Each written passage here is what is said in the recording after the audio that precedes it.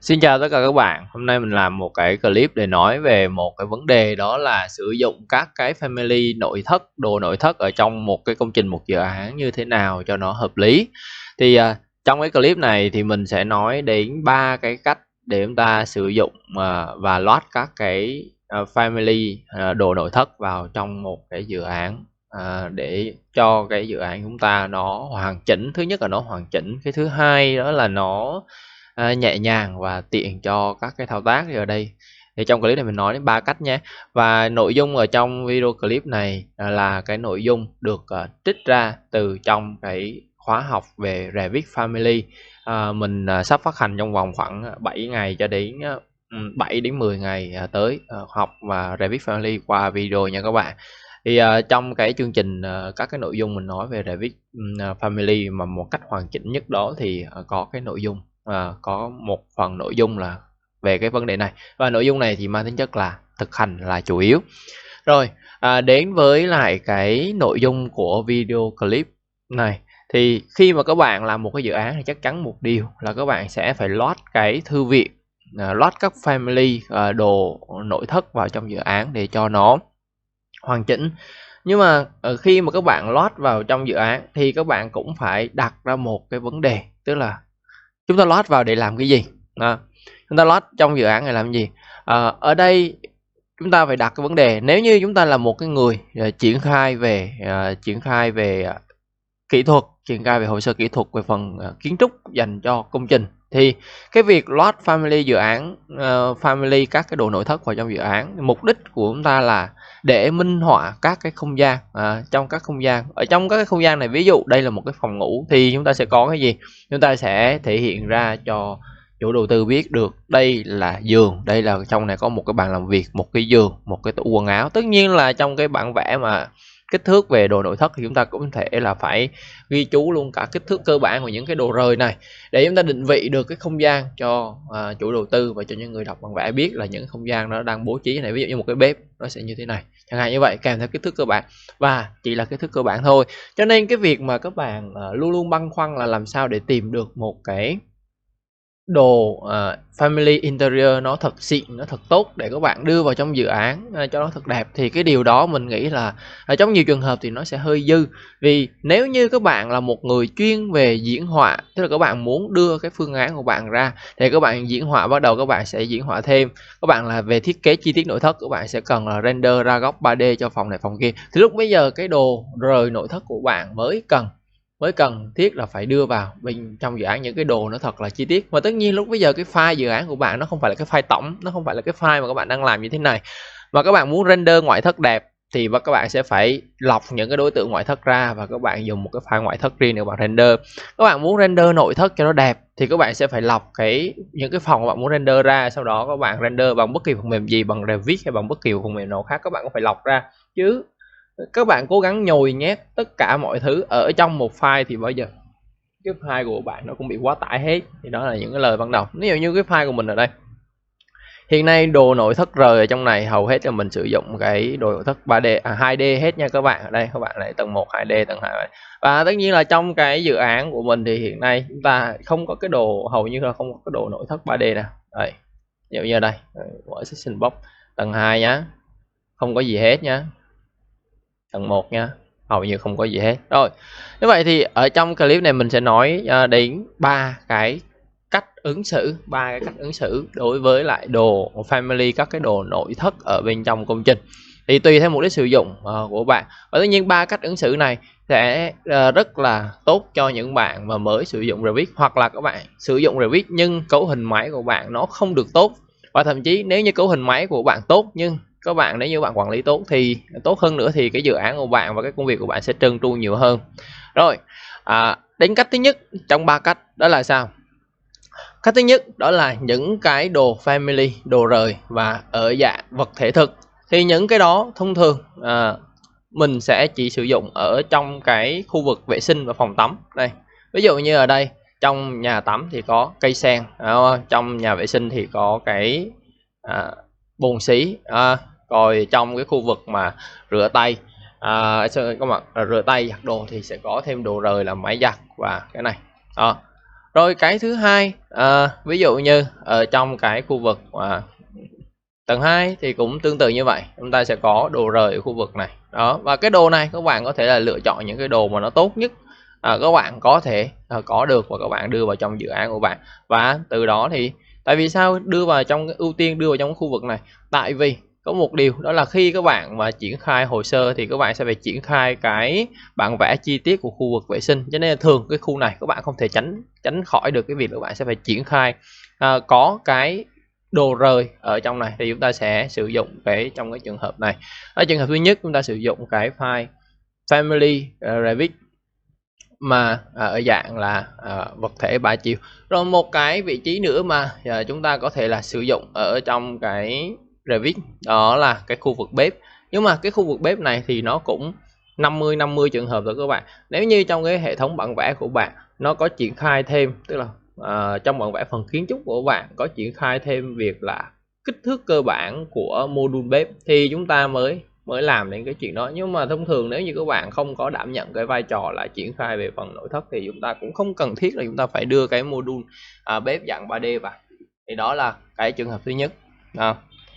Rồi đến cái trường hợp thứ hai, cái trường hợp thứ hai trong việc là sử dụng cái đồ rời 3D làm ở trong cái file Revit thì chúng ta sẽ sử dụng cái gì?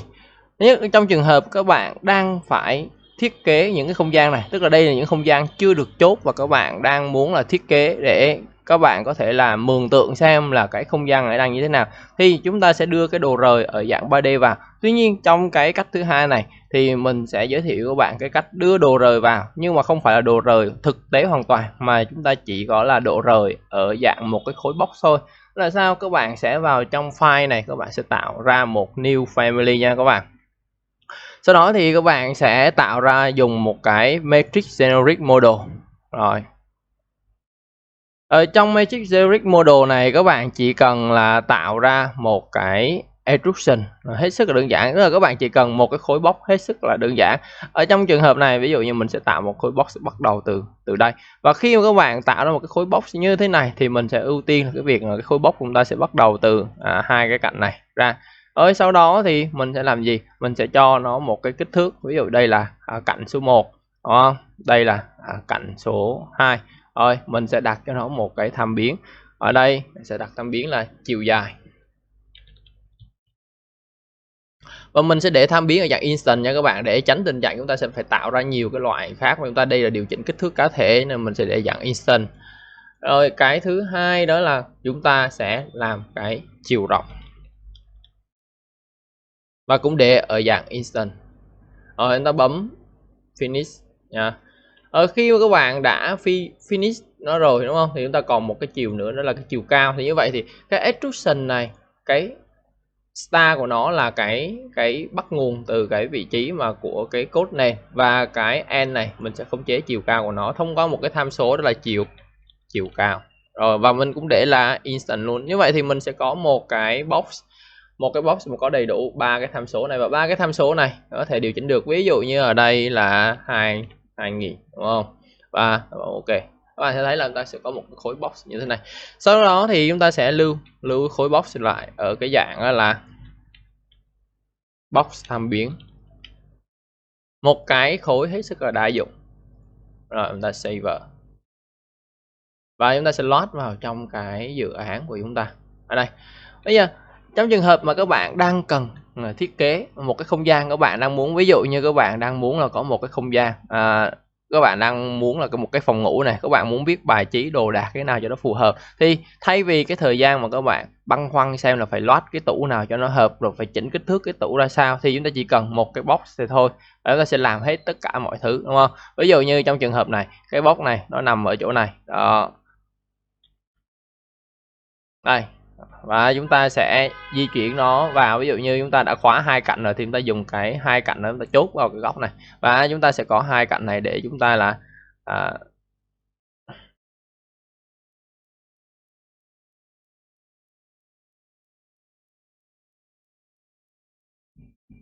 chúng ta sẽ có hai cạnh này để chúng ta thiết kế nó. Ví dụ như chiều dài chúng ta sẽ tăng nó lên đúng không, rồi chiều rộng chúng ta sẽ chiều rộng thì chúng ta sẽ cho nó là ví dụ như một cái tủ quần áo thì chiều rộng này. Rồi và chúng ta di chuyển nó vào đúng cái vị trí chúng ta mong muốn, ví dụ như thế này. Đó. Rồi chúng ta muốn có một cái bàn thì chúng ta lại copy cái này ra, rồi chúng ta đưa vào đúng cái vị trí của cái bàn, đúng không? Và chúng ta có thể là space để chúng ta đổi cái góc cho nó và chúng ta di chuyển nó vào đúng cái vị trí chúng ta mong muốn thôi. Ở cái bàn thì chúng ta sẽ có là chiều dài, ví dụ như các bạn muốn có chiều dài khoảng 800, chiều cao ở bàn chúng ta sẽ có khoảng là 850 chẳng hạn như vậy, hoặc là các bạn sẽ có là 800. Rồi chiều rộng chúng ta sẽ có khoảng là 500 chẳng hạn như thế, và chúng ta sẽ đưa nó vào đúng cái vị trí chúng ta mong muốn. Cứ tương tự như vậy các bạn sẽ ứng xử với những cái thành phần còn lại. Thì khi mà các bạn lúc này khi các bạn cần thiết kế một cái không gian, tức là lúc này các bạn chưa chốt cái đồ nội thất, thì khi chúng ta đưa những cái khối này vào thì nó sẽ chiếm những cái khối tích tương đương với lại những cái vật thể chúng ta mong muốn. Ví dụ như làm thêm một chút xíu nữa, ở đây mình sẽ tạo ra một cái giường. Cái giường thì cái box này khối kích thước của nó, ví dụ như chiều dài của cái giường là 2 mét, đúng không? 2 mét thì mình sẽ cho nó là 2m1, tại vì nó còn kích thước độ dày của cái khung giường nữa. Ở chiều cao ở giường 400, này các bạn sẽ cho nó vào đây 400. Chiều rộng nếu như các bạn làm giường 1m6 thì cái độ phủ bì của nó là 1m7. Chúng ta sẽ có một cái giường như thế này đó, và chúng ta chỉnh về đúng cái hướng chúng ta mong muốn, và chúng ta sẽ di chuyển nó vào đúng cái vị trí mà chúng ta mong đợi đây. Chẳng hạn như vậy, chúng ta dự định, xin lỗi các bạn, dự định chúng ta sẽ mong đợi đây. Rồi chúng ta sẽ đây là cái mô hình của cái phòng mà sau khi các bạn đưa những cái đồ rời ở cái dạng mà giả định vào. Để chúng ta làm gì? Đây là cái bước mà các bạn đang thiết kế, đang binh bố những cái trang thiết bị cho cái phòng này làm sao cho nó phù hợp. Thì chúng ta có thể là dùng cái box này để chúng ta làm. Đây là cái trường hợp mà sử dụng thứ hai của cái đồ rời của cái family đồ nội thất ở bên trong này. Rồi đây mình sẽ tạm xóa đi nha. Rồi trường hợp thứ ba là khi các bạn đã chốt cái bố cục những cái mẫu mã tạm thời về cái layout bố cục đồ nội thất cái này rồi, thì chúng ta sẽ hoàn thiện cái bản vẽ của chúng ta. Với bản vẽ ở đây thì nhắc lại lần nữa là cái mục đích thể hiện bản vẽ của nó là cái gì. Thì bây giờ để làm cho nó chi tiết hơn và để nhẹ nhàng, thì những cái mục đích sử dụng của chúng ta, nếu như chúng ta cần nhẹ nhàng thôi thì chúng ta có thể sử dụng ngay những cái đồ rời ở dạng 2D. Đồ rời ở dạng 2D thì biên soạn nó rất là dễ dàng. Tuy nhiên để cho sử dụng được nó một cách hợp lý, ví dụ như trong trường hợp này, những cái đồ rời đây, khi mà các bạn muốn, ví dụ như các bạn điều chỉnh cái bảng VG này, các bạn muốn thể hiện những mặt bằng khác, đúng không? Các bạn muốn tắt cái đồ nội thất đi, mình chỉ cần vào tắt furniture, các bạn sẽ thấy là chúng ta những cái đồ furniture ở đây nó sẽ tắt hết. Tất nhiên cái đồ mà ở trong nhà vệ sinh nó thuộc về cái nhóm plumbing nha các bạn. Đấy, VG. Thì để làm được như thế này thì cái quy trình tạo ra cái đồ rời dạng 2D chúng ta sẽ bắt đầu như sau. Đầu tiên các bạn sẽ vào trong family, new family, và chúng ta sẽ bắt đầu là tạo ra một cái, chúng ta sẽ dùng một cái family là matrix detail item để chúng ta sẽ tạo mới ra. Sau đó thì các bạn sẽ lấy cái đồ rời đó bằng cách là các bạn sẽ vào menu insert của cái detail item này, và chúng ta sẽ import cái file AutoCAD. Chúng ta sẽ import cái file AutoCAD của cái đồ rời tương ứng ra. Ví dụ như ở trong này mình sẽ đặt một cái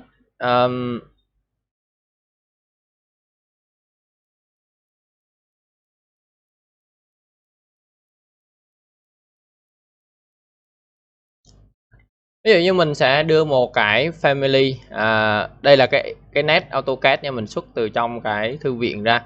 Thì các bạn sẽ có một cái bộ bàn này, tất nhiên các bạn đưa vào thì nó phải đúng kích thước và các bạn import vào. Thì khi các bạn import vào xong thì các bạn sẽ di chuyển nó về đúng cái vị trí trục mong muốn. Trong trường hợp mà các bạn không di chuyển được, các bạn khi các bạn import vào nó sẽ có một cái ghim. Nếu như trong trường hợp các bạn import vào nó có cái ghim như này, các bạn sẽ không di chuyển được thì các bạn sẽ phải xóa, bấm tắt cái ghim này đi. Ở đây cái công cụ ở đây thì chúng ta mới di chuyển được. Rồi sau đó thì chúng ta sẽ di chuyển nó về, ví dụ như các bạn muốn đăng đối ở đây thì chúng ta sẽ di chuyển nó vào và chúng ta sẽ có một cái này. Tuy nhiên chúng ta sẽ không có sử dụng toàn bộ cái nét AutoCAD này, không bao giờ các bạn sử dụng cái nét mà import, hoặc các bạn sẽ vẽ lại hoàn toàn. Ở trong cái môi trường detail item thì nó sẽ cho phép chúng ta là làm được các cái fill description này. Chúng ta sẽ không có import thẳng vào trong cái dự án từ cái chúng ta sẽ không import thẳng cái detail item này vào trong dự án luôn nha. Chúng ta sẽ phải còn qua một bước nữa. Và chúng ta rồi sau đó thì chúng ta sẽ vào đây. Đây đầu tiên chúng ta sẽ tạo ra những cái vùng tô này bằng các cái fill bằng cái fill description, và các cái fill description này thì tùy theo các bạn setup mà các bạn sẽ tạo ra. Ví dụ như ở đây mình sẽ setup cho nó một cái là màu nâu nhạt chẳng hạn như thế, mình thích cái tông màu như thế. Và sau đó thì mình sẽ cho nó là cái phần xử lý fill và mình sẽ cho nó một cái tông màu là màu nâu nhạt.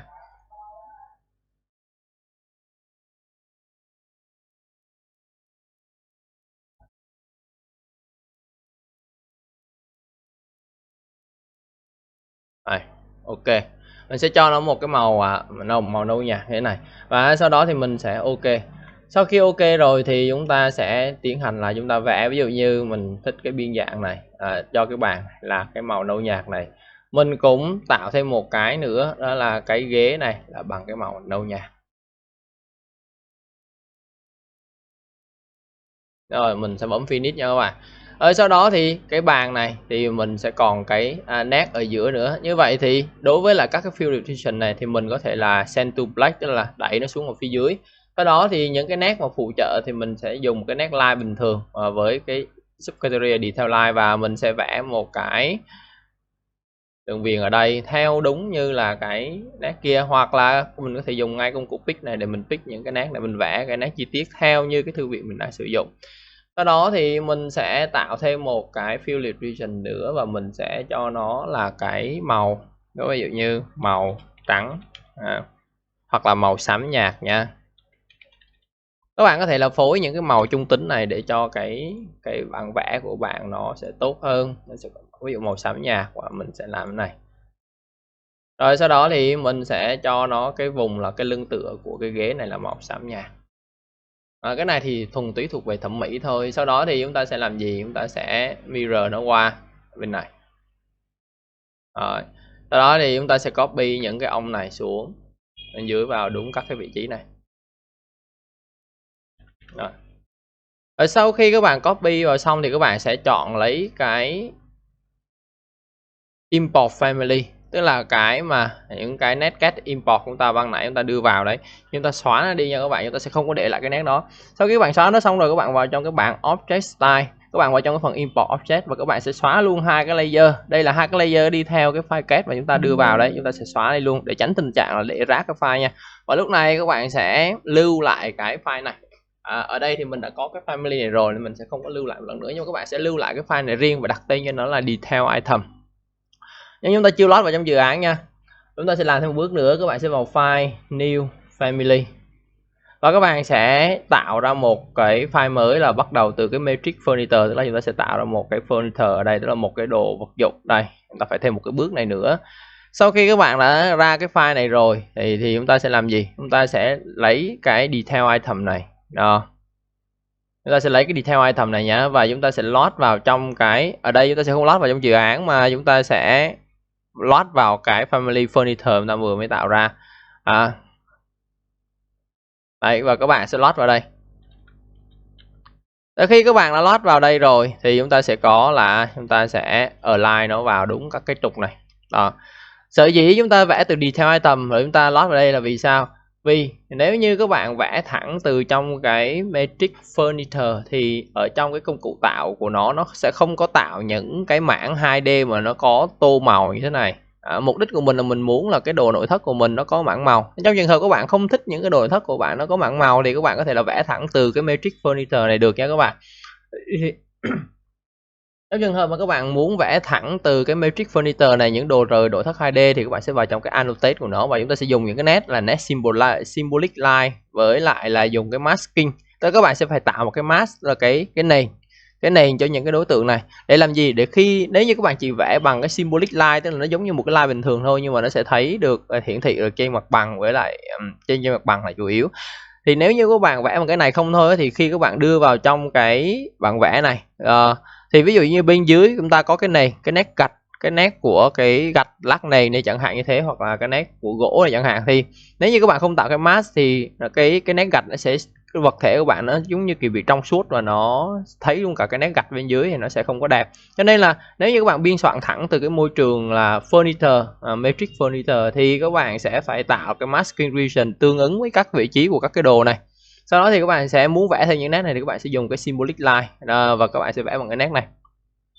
Các bạn không nên vẽ bằng cái nét model line nha các bạn. Cái nét model line là cái nét mà có thể thấy được ở trong tất cả các cái view. Cho nên nếu như các bạn vẽ bằng cái nét model line này á, thì mặc dù là đồ nội thất 2D, nhưng mà khi mà các bạn đi sang cái môi trường 3D, thì các bạn vẫn thấy nó. Còn đây các bạn thấy là ở đây là môi trường 3D nhưng mà không thấy nó, tại vì đây là những cái nét nó thuộc về annotation, tức là detail line với lại là symbolic line, thì các bạn sẽ không có thấy nó ở trong cái môi trường 3D nha. Cho nên là nếu như bạn biên soạn thẳng trực tiếp từ đây thì nhắc lại lần nữa là chúng ta sẽ vẽ bằng cái annotate này, symbolic line và masking region.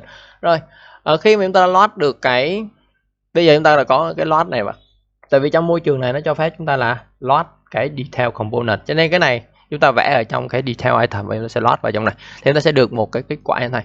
Bây giờ thì các bạn mới save lại, nhưng mà trước khi save lại thì các bạn sẽ lại làm thêm một cái thao tác nữa cũng hết sức quan trọng cho mình nhé. Đó là các bạn sẽ vào trong cái bảng family type này, nó có một cái chỉ số là default elevation này, hiện nay đang là 00. Thì khi mà các bạn đưa vào trong cái dự án thì khi mà default elevation này 00 thì nó sẽ trùng với cái bề mặt sàn, mà khi nó trùng với bề mặt sàn thì cái mảng màu này của bạn nó sẽ không có hiện ra đâu nha. Cho nên là ở trong cái này chúng ta sẽ chỉnh nó lên một chút xíu, là các bạn chỉ cần chỉnh lên 10 mm thôi. Nó sẽ khi mà đưa vào dự án nó tự động nó cách sàn 10 mm. Nếu như các bạn không chỉnh ở đây thì cũng được, thì khi các bạn vào trong dự án các bạn phải chỉnh thủ công từng cái, nó mất công. Nên các bạn chỉnh luôn ở đây thì vào trong dự án nó rất là khỏe. Rồi là bạn ok. Và sau đó thì các bạn chỉ việc là load vào trong cái dự án, các bạn tận hưởng nó nha. Ví dụ như ở đây mình load vào thì các bạn sẽ thấy là những cái đồ rời như thế này. Đây, cái elevation from này nó là 10 nhá. Đó, các bạn sẽ thấy là default elevation mình đang để là 10 hết. Đó, thì nó là cái giúp cho chúng ta có thể là ở đây nó sẽ giúp cho chúng ta có thể là đưa những cái đồ rời này vào. Còn nếu như các bạn mà để cái elevation này là không, đó, các bạn sẽ thấy này, nó chỉ có hiển thị được các nét thôi, còn những cái mảng màu này nó không có nữa, tại vì nó trùng với cái bề mặt của cái mặt sàn rồi. Cho nên là khi mà chúng ta tạo cái family đó, các bạn nhớ để cái này. Thì như vậy thì các bạn sẽ có một cái những cái đồ rời nó hợp lý. Thì những cái đồ rời ở đây thực sự mà nói, khi các bạn tạo 2D thì nó hết sức đơn giản thôi. Các bạn cứ có như thế nào thì các bạn vẽ như thế, không cần quan tâm đến tham biến, không cần quan tâm đến tham số gì hết.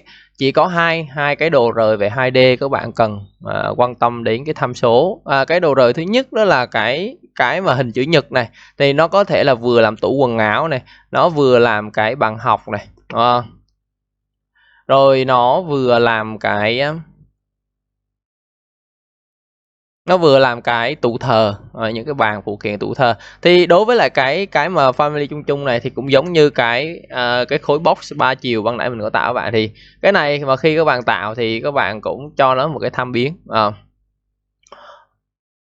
Thì ở đây đây chúng ta sẽ cho nó cái tham biến là ở trong cái tham biến trong cái file là matrix furniture, thì chúng ta sẽ tạo ra hai cái mặt phẳng này và chúng ta sẽ cho nó tham biến, và tham biến này ở dạng instant nha các bạn. Đây, các cái tham biến này nó ở dạng instant nha. Đây, nó ở dạng instant để chúng ta có thể thay đổi được tùy biến cho nó. Sau đó thì các bạn sẽ làm gì? Các bạn sẽ tạo cái detail item. Nếu như các bạn muốn tô màu thì các bạn sẽ detail item, và trong cái detail item lúc bây giờ cũng có hai cái mặt phẳng để chúng ta có thể là tạo cái tham biến.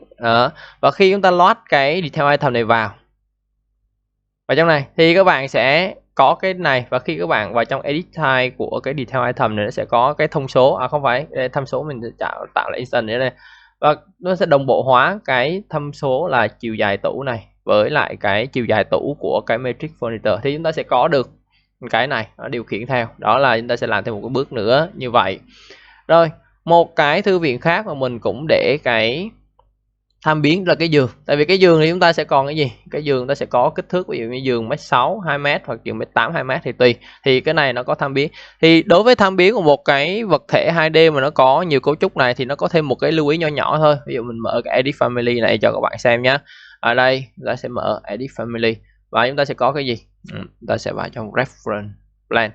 Thứ nhất là vẫn là hai cái mặt phẳng nó giống như ban nãy và chiều dài giường, chiều rộng giường mà canh giữa đây đúng không. Rồi trong cái này thì đó là một cái detail item, mình lại vào trong edit family của detail item. Thì trong cái detail item này thì cũng tạo một phẳng như thế với cái thông số cũng chiều dài giường chiều rộng giường như vậy. Rồi mình vẽ tất cả những cái này là bằng fill region hết nha các bạn. Nó vẽ bình thường thôi, không có gì hết. Nhưng mà riêng cái chỗ này ở đây nó có hai cái gối nha.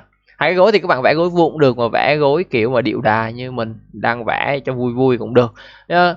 Hai cái gối này nó sẽ bao gồm cái gì? Thứ nhất nó bao gồm cái mảng, nó sẽ gồm cái nét và nó bao gồm cái mảng. Cho nên là nếu như mà mình để nguyên để rời này thì khi mà các bạn thay đổi cái chiều dài và chiều rộng giường á, thì thư viện nó sẽ báo lỗi và nó xóa một trong hai cái gối đi, và thậm chí nó làm lỗi hình ảnh của gối luôn.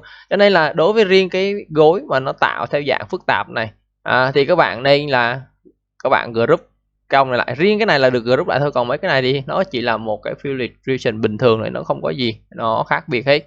Đó, các bạn sẽ tạo ra tùy theo ý của bạn thôi. Nhưng mà riêng cái vật thể mà nó rời và nó phức tạp ở trong cái thư viện giường thì các bạn nên group nó lại trước khi các bạn tạo thành cái thư viện. Thì đó là cái lưu ý quan trọng thôi.